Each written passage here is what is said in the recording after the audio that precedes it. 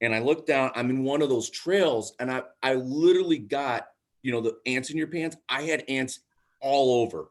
So I jump up and they're like, "You're dead, you're dead." And I like drop my pants. And I'm like, I'm doing all this. I'm like, I don't care, I don't care. Those things got pinchers like you would not believe. I had welts everywhere from these things. Oh. It took me all day to get them all off because they just crawled everywhere. I was slow on the uptake there. I wish I had pressed recording at the beginning of that story. That was a good one. Oh, it was memorable, unfortunately. Well, it looks like we have everyone here, about everyone here. So you ready to dive in? How are the stories coming together? Are you all practicing this stuff a little bit out there? Yes. Good. What I'd like for you to do this week for me is at some point, whenever, I'd like you to just shoot a video, just a selfie of yourself and send it to me. Just a connection story if you want to do that, or what we're working on, this week, that insight story about change and so forth. Whatever you got in your bailiwick that you may be using out there, or would like to be using out in the world when you're prospecting, just really quick, nothing fancy, pull it up, shoot a selfie, send it to me. I promise I will not share it around. Oh yeah, Nancy and I may look at it, whatever, but we just want to start gathering some of these stories. And when I have you telling a story, then it gives me something too that I can coach you directly on if you need it. You may not need it, but it's good to just start capturing these. And you'll find the more you do it, the more comfortable you get with it. And if you want to do 2 or 3 or 4 for yourself, shoot them, grab them, and hold on to them. We'd love to get them from you, take a look at it, but I'd like at least one story from each of you this week. If you could send that to me by the end of the week, that would be so cool. All right, let's dive in. I got a little bit I want to cover with you up top, and then we are going to dive in and hear some of the stories that we worked on with Larry, Peg, and Christina this past week. And they'll be sharing those out, and we'll be talking about them a little bit. Any questions before I start? Park, it's Cindy. Christina just sent me a message to let you know that she'll be on soon. Oh, okay, great. Thank you for that. Thanks, Cindy. All right, Medela Moments, we are into week 4. And so this is when, although we covered it a lot, a little bit last week to get you thinking about it, we're going to talk about those moments of insight.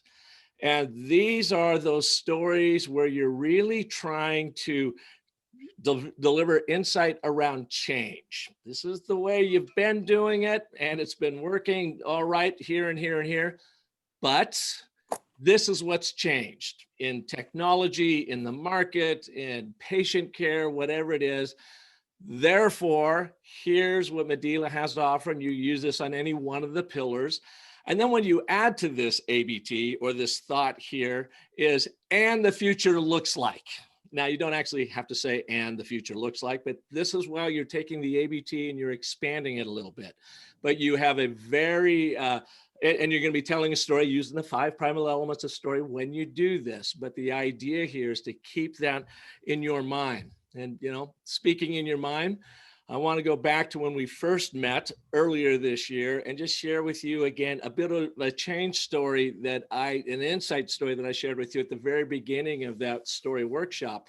And I just think it's worth visiting again because I want you to remember that our brain, while it only makes up 2% of our body mass, it consumes 20% of our calories, of our energy, primarily in scanning, monitoring the environment around us, and telling ourselves stories for this survival instinct. That's why when we lead with data, facts, charts, and graphs, we confuse the brain because our brains simply aren't wired to make sense, make meaning out of numbers. We have to first put those in the context of a human experience and then roll out the numbers. Then you can back it up to proof out the context of the story you're talking about. And of course, as you know, and it's worth revisiting, that stories have a way of lighting up the theater of our mind. And you've experienced this here with your own colleagues when they were sharing some of their connection stories. And you're like, oh, that gave me tingles. Oh, I had no idea. I have a whole new appreciation for why you do what you do. And in the telling of those stories, you can start picturing it. When you talk about the timestamp, when this happened, it might be spring, summer, or fall. You can picture that time in your mind. When you give it a location stamp, even though you haven't been to that location, it triggers a similar location in the theater of the mind. You start visualizing this. When you get introduced to the central individual person, character in the story, and they share a name, and they might even a little bit of a description about them, it lights up the theater of your mind to get that indelible stamp on it. And then, of course, when you get through action and surprise, you now are literally taking you're taking that mind on a journey. You are transforming it. You are trying to get your audience to experience something, not just to hear the words, but to feel them, to literally experience them. And that's how you make your business point. And today, then, once you've got them that far, then you share with them what the future looks like. Like, even as soon as you do this, tomorrow is going to look better because of this, this, and this. So you're going to just extend this ABT and take it a little bit further, but you're going to put it in the context of a story solely to light up the theater of the mind of your prospect. And as you may recall, I talked about my story. So 35 years in branding, ran my ad agency for 20 years, and it was way easier when our brands owned the influence of mass media. They could shout from the rooftops, and they didn't have to tell a lot of good stories, but when they did, they were even more effective. So that was my world, and things were great until about 2004 when I saw this stuff all start changing. This is the change. This is the insight of technology stepping up, websites taking over, e-commerce taking over, the advent of social media. It disrupted everything. And agencies like myself, branders like myself, could not continue to do what we had been doing because it no longer worked. It was fine prior to the advent of technology. I quickly realized it didn't work anymore. And the reason why, of course, is you and I get to be the media. We have a TV station, radio station, print production house, all forms of communication available to us 24/7, and we can spew out all kinds of content from the privacy of our kitchen table, and we can hit the world with it. So this is what you and I and everybody, of course, is dealing with, especially as we are dealing with it with our primal monkey brain. That same brain stem that helped our ancestors navigate and survive the savannah is the same brain stem system that we use today to try to navigate and survive the internet and the onslaught of communication. Therefore, when you use story, you will find it will give you a decided advantage because you are playing to that primal structure of your prospect's brain, and everything gets easier. You get more influential, more persuasive, and you will actually have more fun doing this because you will get out of your left logical brain when selling Medela, and you'll begin with your heart, with the emotion, to connect with that person on a very visceral level sitting across from you, to share with them that how you can help, not sell, but how you can help and help make their life better, help make their patient care more proactive and easier in the long run, help save you money. You are going to spell out what the future looks like for them if they just take this little step with you right now. That's what we're going to explore today. And I wanted to be really, I was thinking about this over the weekend. I want to be really crystal clear on this, so there's no confusion whatsoever. We are talking about the applied science here, and I've shared with you the two very basic narrative frameworks that I have found to be by far the easiest to learn and use, although they both take practice, but they are the hook. They are what absolutely work pretty much every single time when you do this. And of course, we've been through the and, but, and therefore. Important to remind you, this is not a story, but it uses story structure of setup, problem resolution to create your introductory theme, your 1 or 2 sentences at the very beginning of the meeting to spell out what singular problem you are solving for them that day. Even though you solve many problems in the continuum, I don't want you to go in solving every problem. I want you to hook them with the very first problem. Get through that, and then you can introduce 1 or 2 others without overcomplicating it. And every time you introduce the next little problem you solve, the added features, benefits, bonuses of Medela, you're going to start with an ABT to set up that individual problem, that singular narrative, and then you're going to share a story where you can demonstrate it in action and the impact it's had.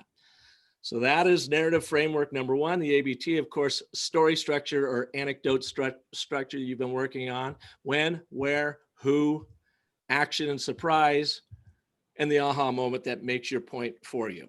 And I've noticed too that you guys have switched around, starting with the who and then the when and the where. That's totally fine. All I want to do is to make sure you get these 3 core things in every message that you tell right up top, because that's how you hook the limbic system. That, you know, a story is about to happen. We're going to talk about an event that happened to an individual, and you as a Homo sapien are going to connect with that story because you want to learn what you would do in case it ever happens to you. That you is the ubiquitous you of your prospects. They can't help it. Their subconscious cannot help but be hooked by this setup. So, and but and therefore uses story structure to set the theme, and then the 5 primal elements of structure of story are how you build your little anecdote stories. And I think, you know, as we look at this applied science, we now moving forward, as we did last week, we talked about the story categories. I'm going to cover that in a minute. But what I want to show you really quickly is a lot of times people say, I don't have time for a story. They don't have time for a story. They are so busy that I just got to get in. I got to show them my stuff and I got to get out because everyone is running 1,000 miles an hour.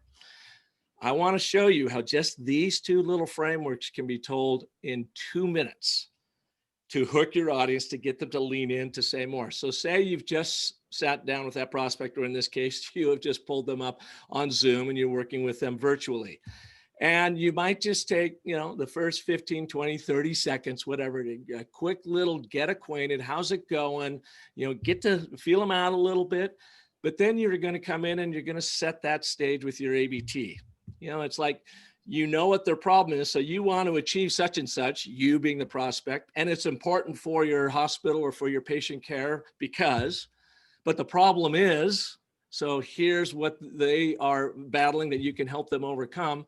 And therefore Medela can help you with. So you can get that told in under 20 seconds. And you know, let that land, get them nodding, saying, yeah, you know, you pretty much understand the problem I'm having. And now you're 45 seconds to a minute into the presentation. And this is where your small story starts, this little anecdote. For instance, such and such a time where we were talking to these people and they brought us in to solve a problem. And the person we worked with there was so-and-so. Take us to an individual, not talking about the big organization, not talking about the team or the department. You're talking about the individual that represents that brand, represents that customer. And you introduce them and what they're all about, and then you jump into the action and surprise. Here's what went down. Here's what they were trying to overcome. And they thought, you know, they could never possibly get this one particular patient to follow their protocols because they were a very active patient on the run. And we're going to hear a story about that today. Or they were spending so much time tracking their devices that it was completely taking them away. And there was so much frustration among the administration, so on and so forth. So you set that by telling that story, giving them an example of it, and then you simply make your business point with it. What was the surprise that came out of that? What did they see happen? How did it immediately impact them? Or when did they see that first little success? So as you can see, we're into this 2 minutes. That gives you, if you've got a 3-minute call, you've got a little bit of room in there. Maybe you take 3 minutes, but now you've got 2 to 3 minutes left for your ask. And now that might be pretty ambitious to try to get someone to buy in within 5 minutes of a call. But all I'm trying to do is show you how you hook them. You haven't shared data, you haven't shared charts and graphs and that sort of thing. You simply set the stage with that ABT to hook them in, and then you share a quick little example story to show how that all works, to demonstrate it in action. So it makes your point for you. So that's the applied science. Now we're going to look at the bewitchery of this and how do you use these? Because you're going to use these two frameworks in, hopefully you've already started doing this with your connection story that we talked about last week, that moment of connection. And this is when you don't always have to use these, but they're really nice up top when you're meeting someone for the very first time. You've done a little bit of intel on them and you have a story at the ready that shares who you are and why you do what you do for Medela. All you're doing here is building that connection and trying to build that trust with them, but you're doing it through a little example story. And today it's that moment of insight. Now, what I mean is change is afoot and you really want to underscore the change that is happening around them. And if they don't do something, you're going to really work towards building FOMO in them. You know, what do they stand to lose by not reacting to this change with Medela and helping you and having you come in and help them get through that change? And that's the FOMO, or the for me, what do they stand to gain by bringing you in to help you, help them on their road? Really super important, of course, to understand, is your prospect driven by that negativity bias and they're just going to cross their arms and say, no, we don't do it that way here. So you may have to tell a story about here's what happens when people don't react to change and the downfall of it. Or is it really someone that's optimistic and they're so fed up with what they've got going, they're really looking for relief from it. So that's that for me story. And that's what we're going to be talking about and covering today. So with that, let's bring on number one, any questions on that little overview there? And I've just found it's worth repeating this stuff over and over again because, well, it's just repetition that really sinks in for folks, sinks in for me. And it's, what I learned when teaching at ASU. Hey, Park, it's Elizabeth. Can I Hi, ask you a Elizabeth. question? Hi. So for this week, I know we're working on that moment of insight, that change. Mm-hmm. Do you want that to be regarding like a customer who we were able to, have that aha moment with, who decided to then use Medela? Is that what you're looking for to build our ABT, right? Okay, I just wanted to confirm. That's what I thought. Exactly right. Yeah. Great. And it's like anytime you've had that experience, and you're going to hear three of them today, where all you're trying to do is really underscore the change afoot. Technology has changed, and therefore you are kind of stuck with old technology. Ways of tracking have changed, therefore you're stuck with the old cumbersome ways of tracking. Patient care has changed, therefore you're stuck with the old way of doing it. That's all we're trying to do with this moment of insight. And the great thing too is it really positions you as the expert or leader in this field because you're able to speak to that change. What's happening in the industry, what's happening in technology, you just become more that trusted advisor for them. Very good. Thank you. Yep. And all I'm really trying to do here too is show you how now to use that ABT, the 5 primal elements of story, in a category of story. Last week is the category of story, the connection story. This week, it's the category of story, a moment of insight that really positions you. Now that you build the trust as that leading expert and you have an answer to a major problem they have, but your job is to knock them out of status quo. They got to get off their butt and do something. Otherwise, they're not going to buy anything. And that's the real thing about this moment of insight story, is how do you use it as a lever to get them moving forward, or a prod, if you will. Could be a little of both. All right, shall we try one? Peg, how about you? Loved your story. Do you want to jump on and share your story of change and how you used it in your sales? Sure. So this goes back to my Smith and Nephew days when we were first introducing our gauze-based negative pressure. This was our first account that we were trying to convert, and I established a really good rapport with the wound care nurse. Her name was Sue Hermida, and she was a very friendly wound care nurse. So it was not too difficult to deal with. Anyway, so talking the benefits of gauze versus foam, because at that time, that's all we had. Smith and Nephew just had gauze. So, you know, we decided let's look for a patient. Let's try the gauze. So of course she gives me the worst train wreck of a patient. She was a 1 week post bariatric surgery patient gone bad. She was 400 pounds, the patient. She had a big open belly with 3 fistulas. And Sue said, this is going to take me about an hour and a half to do the dressing change with foam. And I said, well, sounds like a great patient to try gauze on. So we went into the room. We started taking down the KCI dressing, and it ended up, we filled the wound with 4 Curlex gauzes and wrapped it around the fistulas, put the drape, put our film on, hooked it up, 15 minutes to do the dressing change. And right away it started draining. She was draining about 500 cc's a day. So right then, Sue saw the advantage of using gauze in nursing time and less discomfort for the patient. And from that day on, she was a gauze convert, and we got the account just on that one patient. That's my story. Thank you for that, Peg. How do you use that story today when you are out representing Medela? Well, I use it when people ask me, you know, because we offer gauze and foam, and people ask me, well, when would you use gauze? So I talk about that story all the time. You know, it's such a train wreck of a patient, and how it would be, you know, how time consuming it is for a patient like that to do a foam dressing. So yeah, I talk about it all the time. And so then in that case, if you just break it down to that story structure is, all right, so you traditionally use foam, and it's been, you know, fairly successful for your patients for all these years. And was gauze fairly new to the scene then when this happened? Yes. Yeah. So, you know, but technology in wound care has changed, and gauze now has come on to be, you know, a real popular, proactive way of doing this. Let's try it on one of your most difficult patients. And we did, by the way, with that. And instead of that hour and a half dressing change, it took 15 minutes, and so on and so forth.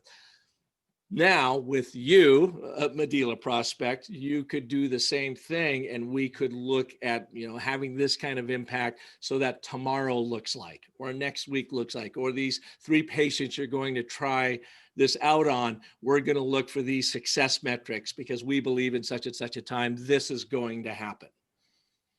So is that kind of how you go about that then? Yep. Yeah. So the thing in that story is, again, use your timestamp, location stamp. I like the fact you introduced us to Sue. And I really want, as you're telling that story, you could even light up the theater of the mind a little bit more if you could quickly, and I mean 15 seconds, paint the picture of Sue's frustration or what Sue's going through. Or, you know, she's like, well, it's just the way we've always done it, and we're going to have to do it again, and this is going to be really difficult, you know. Get that, try to find that little emotional hook, because you're going to move that person off of frustration or dissatisfaction or whatever into opportunity and optimism, you know. And then, you know, what did Sue feel like when it was all said and done? Wow, this is awesome. I mean, 15 minutes, that would have taken us an hour and a half. Now we're freed up to do all this, and the patient is much more comfortable, so on and so forth. So that's what you're trying to do to get that person, be it Sue, the administrator, or whatever, saying, if I don't do anything, I'm actually going to be providing a disservice to my customer or my patient, you know, whatever. Or, oh my goodness, if I act on this, look at how it's going to free me up, and I'm going to get even greater patient care out of it. So that's what we're always trying to look for in that moment of insight. Like, wow, this is so cool. What do we do next type thing? So, thanks, Peg. Questions for Peg? Thank you. On that. You don't need to jump off quite yet. Anyone have any questions for Peg? And how did that story land for you out there? I think that's a great story. It's Elizabeth again. I actually work with Peg up in my area. She's my clinical specialist. And so I've heard Peg, relate that story to show the support and the just expertise that she has in wound care. So she actually uses that sometimes to sell herself as an expert in the field. So good story. Good job, Peg.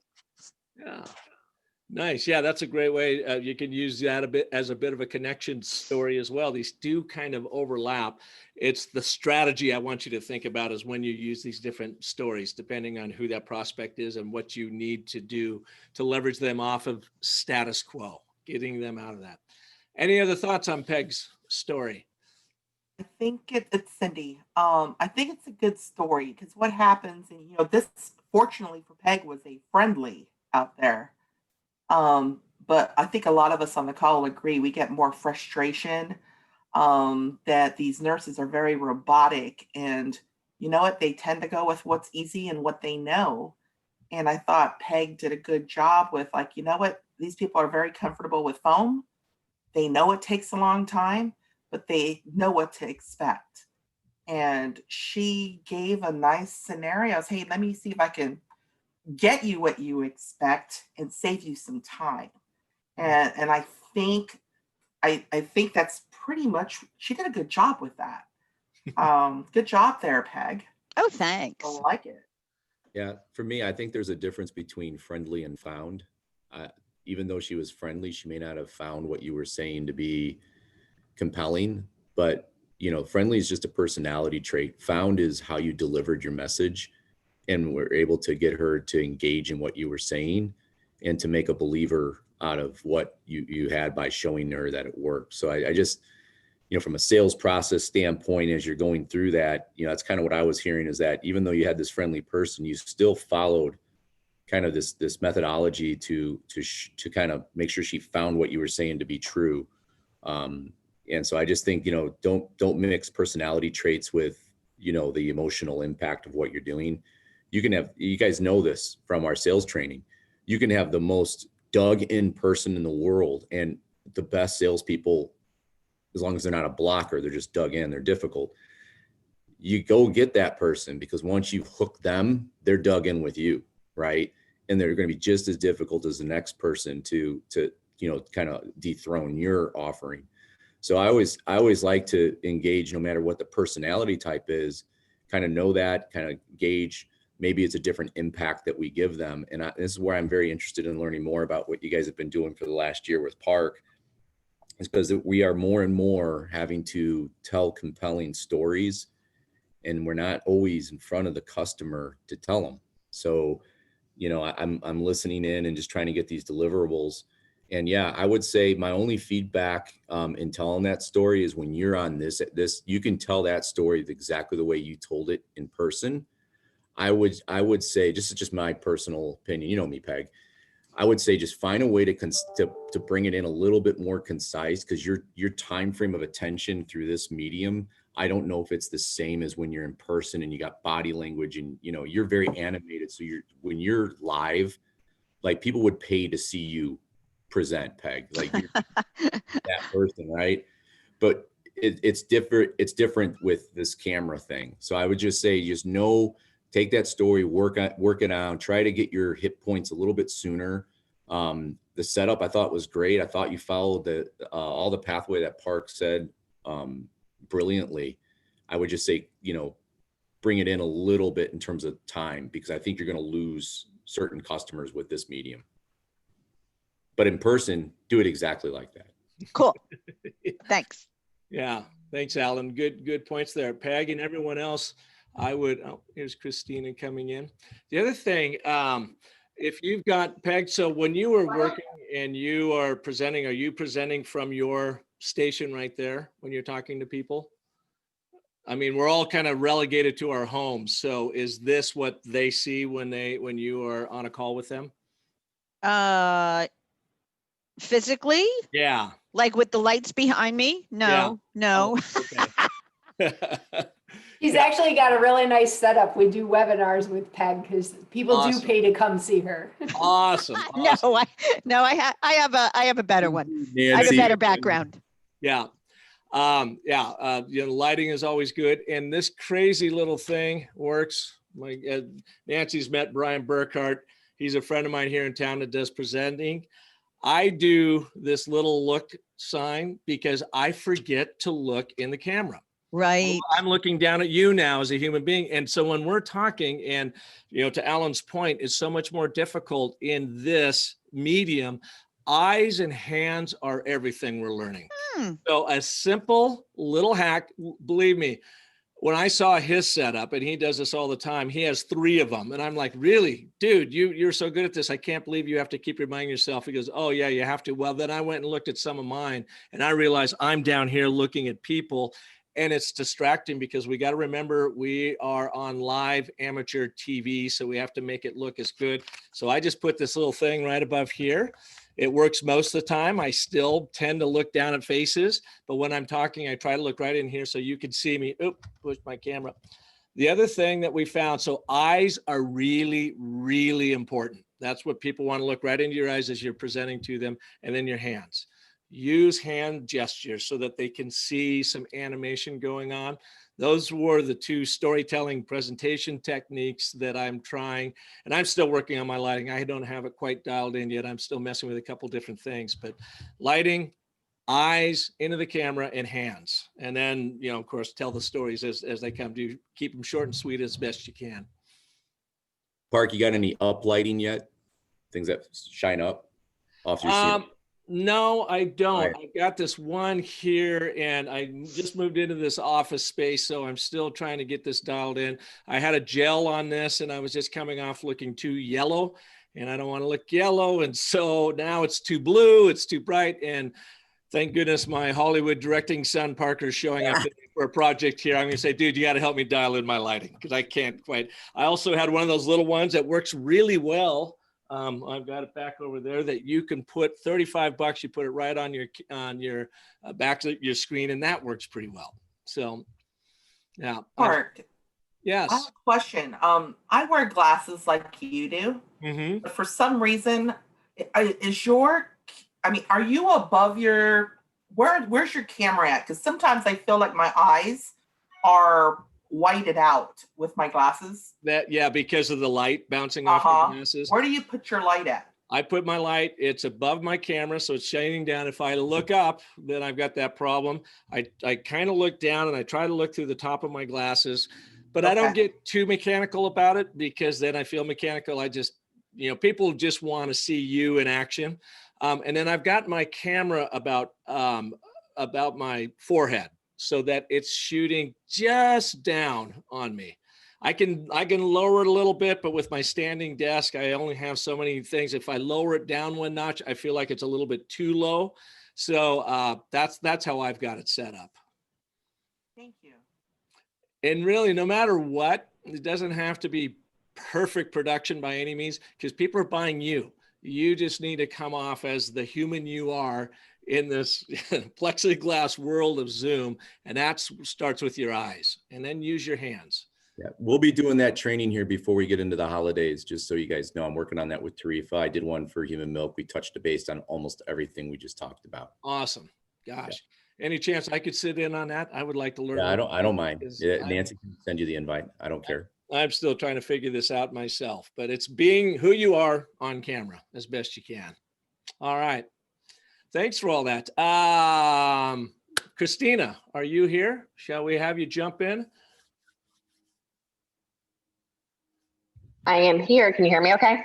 We sure can. Okay. Oh, do you want me to start my video here? Let me Sure, that'd be great. Sorry, I'm on my phone and it's a little different. No problem. We won't judge your lighting Yeah. after we just went all through that, right? Sorry, it's switching my camera. Okay, there we go. Okay. So my story is a few years ago, Bayfront Spring Hill wound center had decided that they wanted to try something different for negative pressure wound therapy. They struggled with the complexity of ordering the KCI pumps. They would exhaust all of our wound care options before using MPWT. So I introduced them to the Liberty and the Motion, and they were very impressed with the ease of use of both the Liberty and the Motion. and also liked how we had partnered with Apria to deliver the pumps to the patient. They were amazed at how quiet both machines were. They immediately thought of a patient that would be a perfect candidate for the motion. This patient was a man in his mid-50s. He was a single father with teenage children that often didn't want to spend time taking him to doctor's appointments, so he was had to do his own transportation. But his only mode of transportation was a motorcycle, three-wheel motorcycle. So they knew that this patient was not going to be compliant with a big, loud, bulky pump because number one, he had to be able to ride his motorcycle, and number two, he didn't want something that was going to embarrass his kids. So we started the motion pump on him. He was very anxious to start any kind of new therapy. I attended his first application. We walked him through all the steps of how to use the pump. We discussed all the possible alarms and the solutions. We gave him all the support possible. I even gave him my own personal cell phone number so he could reach out to me with any questions. So he left the appointment feeling very confident in his doctor's choice of therapy for him. So I attended the first dressing change and watched him pull into the parking lot on his motorcycle with the motion strapped around his waist.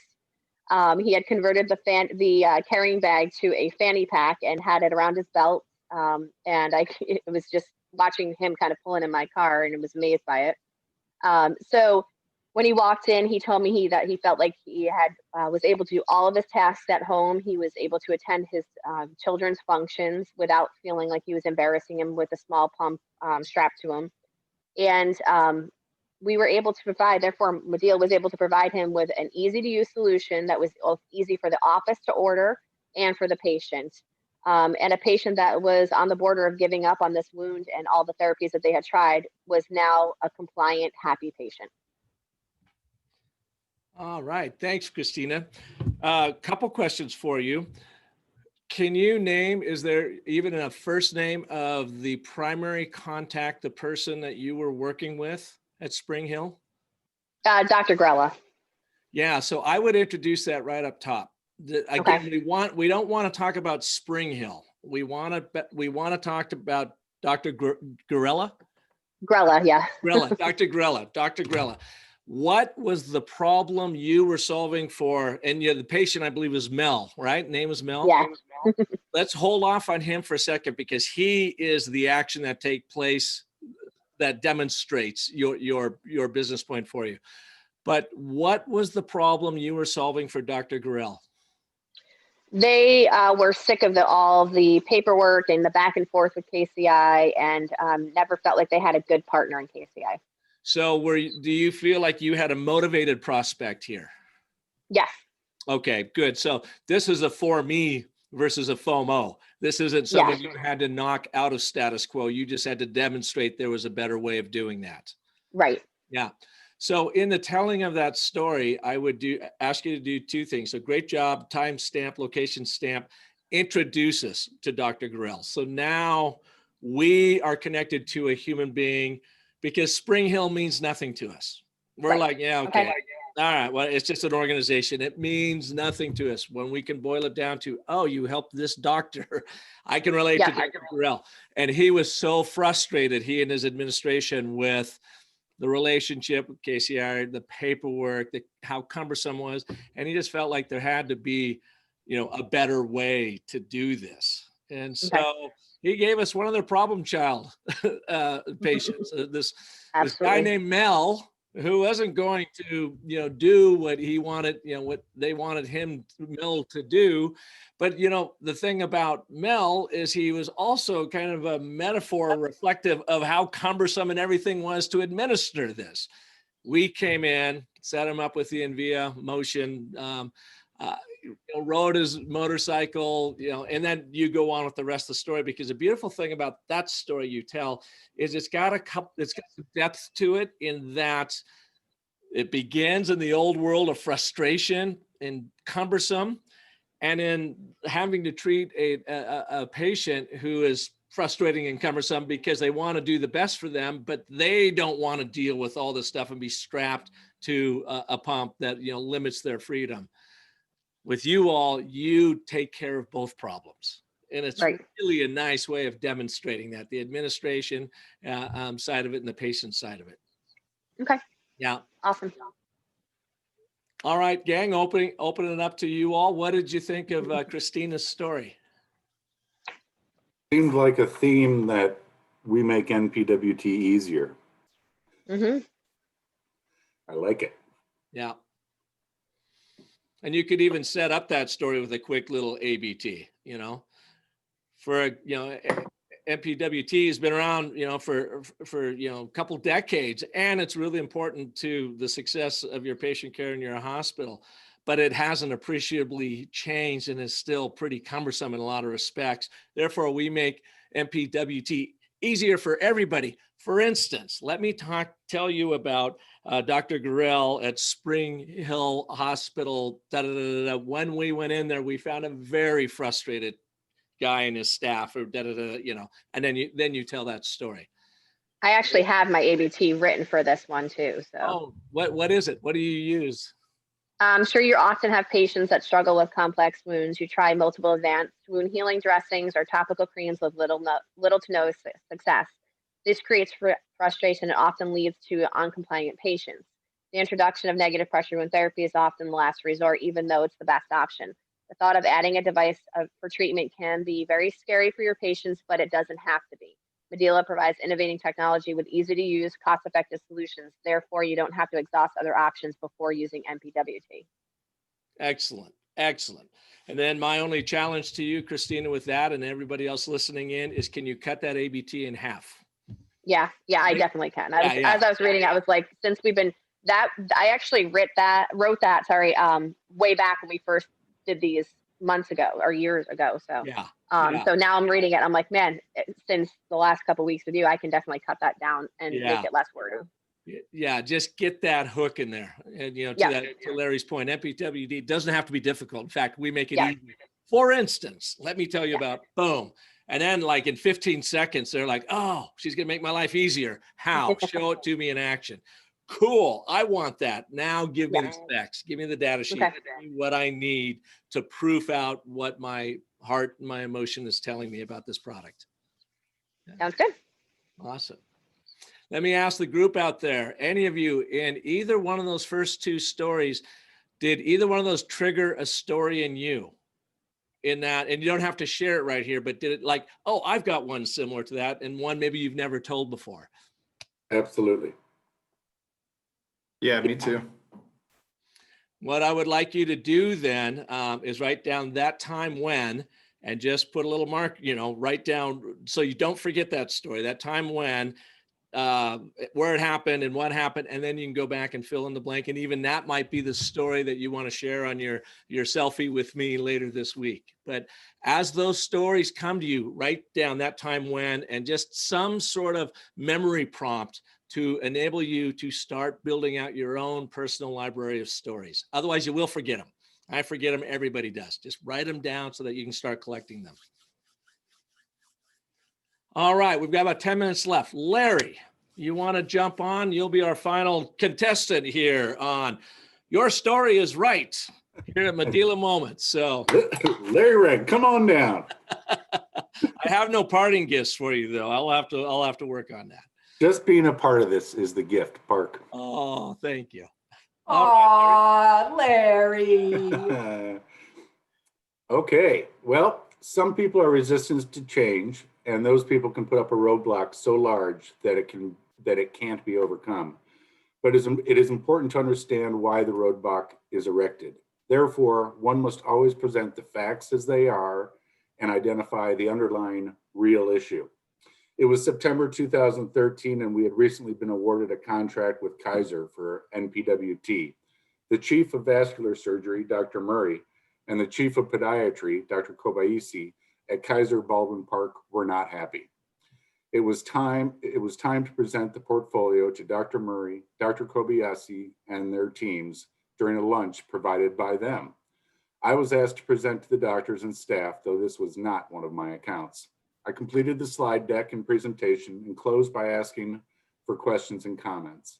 While the group started to mill about or depart, Dr. Kobayashi approached me, threw a hand on my shoulder, and said, "Listen, Larry, your product looks fine and we can work with it."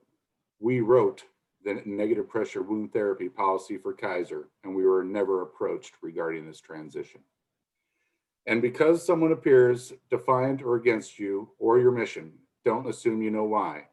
Bring your integrity, facts, and professional storytelling to the table, and you just might find the real issue. And Larry, in your story, what was the real issue? Why they were pissed off? Well, they wrote the policy for Kaiser for negative pressure wound therapy, yet no one had come to talk to them about the fact that they were going to be switching their entire system to a new product. So you have a situation here where human ego is getting in the way of making the right decision. That's absolutely correct. How come you decided to pull that part out of your story when you shared it today? Well, I think I alluded to it. I guess I didn't say it strongly enough, but right. We were never approached regarding this transition. No one ever But what does talked to that them. mean? But what is, and this is a really good point. When you told me the story last week, I loved it because it deals with such a fundamental human emotion that every single person sitting across from you can totally relate to. When haven't any one of us been mad because we've been left out of a decision, and therefore we cross our arms and we puff out our lower lip, and we don't do what's right for the whole. We do what's right for us to cure, to heal our ego. Everybody can relate to that. And so that's why, instead of alluding to anything, when you have such a powerful little emotional hook like that, use it. Because I think you told me last week that they kind of pulled you aside and put their arm on your shoulder and said, "Larry, we like you and we really like what you've got going here." And so your mind's like, "Okay, so why aren't you bought in?"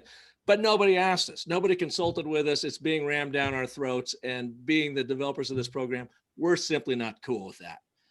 Oh, that to me, anyways, really illustrates that change that you were up against, and you had to win them over in order for them, to be a successful partnership moving forward. But whenever alluding to anything, if you feel like you're alluding to it, you probably are, and your audience probably won't get it. Spell it out to them and really, really make hay with all of emotion you can find in telling these stories. You don't have to go over the top and become Pollyannish about it, but just recognize it as a core fundamental emotion that we all deal with. And if you've got something at the heart of a story, man, you want to ignite that so your audience feels that same emotion. You want them to viscerally feel that frustration they were going through and how you help them get over that. All right. Yeah, it's a great story. I love it. Yeah, I was just, I think I caught that last part when you said they put the hand on the shoulder and so they just weren't part of it. So I concur that needs to be blown up a little bit. I think the one thing that probably, and I'm guessing here, Larry, you can't really tell the person with the ego they have an ego. So you have to find a way to make that message clear without saying those words, because that could actually send you even further back depending on their personality. But I think there's if you can personalize your own, a time where it's happened in your own life or a friend, and it's more of a layman's story of, hey, we had just bought this house. My wife had told me that they wanted the kitchen just like that. I was putting in, it wouldn't fit. So I put the island over here because there's the only way I could get power to it. And oh boy, was there a storm when she walked in and saw this island elsewhere. But do you guys know why? It's because I forgot to tell her that I needed to move this here. And because she wasn't part of the understanding, she couldn't, she was really upset about it. If I just would have gone to her first, this would happen. So here's what happened. Same thing. We're rolling out this new, this new health system. I get in this meeting. There's a few people that aren't going. I go through it. They come back to me. And sure enough, they were the primary people in charge, but they said they weren't involved. So I can relate to that. So I think you can add like a little bit of layman persona into that story for it to kind of just like hit home. That would be my guess. Yeah, I couldn't agree more. That's a beautiful example of you pull something out of the real world that we can all relate to, because we've all been there. And like, this is the same thing happening now when lives are at stake. Yeah. You know, But I love the setup too. You really set the stage in the very beginning. yeah. And I thought that was done extremely well. Yeah. Yeah. It's a great story. And Larry, how do you use this then when at Medela? Well, I use it every time, like my Apria counterpart or someone will say, you know, that doctor will never use you, or that doctor is a, you know, a strong KCI supporter, whatever. I'll say, just get me 5 minutes with that doctor. I have the confidence in our product line and my own ability that I don't care who you are, what chief of whatever you are, or how long you've been practicing. I think if it's done properly, I can basically flip anybody. So yes, I just take the experience that I learned, which was, it wasn't anything to do with the fact that it was Smith and Nephew. It was them. It had nothing. Usually has nothing to do with the fact that it's Medela. It's just them. It's just their own beliefs, their own comfort level. I think we've all kind of circled around that in one way or another. But yes, I use it every day. And I like that, Larry, because you can almost take that and use it to your advantage to say, so, you know, doctor, what I'm hearing is that you're really upset with the way your organization communicated all of this. How can I make this better for you? You know, what do you need to know? Is let's pretend we're starting from scratch. How would you come at me? What would you be most concerned about? Let's go back, you know, to your beginning. I know I'm not in the beginning of the process, but we could create a new beginning with you. So at least you feel extremely informed and very much involved. And this is not by our design, but I understand your name never came up. I couldn't possibly just pull this out of thin air. I apologize. Boom, boom, boom, boom. I like how you can use that. And then for every single one after that, go down that road. And again, it points out, make sure you uncover and you use your opportunity readiness guide, you know, because somewhere along the way, we should have figured out these two wrote the book, right? Right. It's just kind of going backwards. That's great.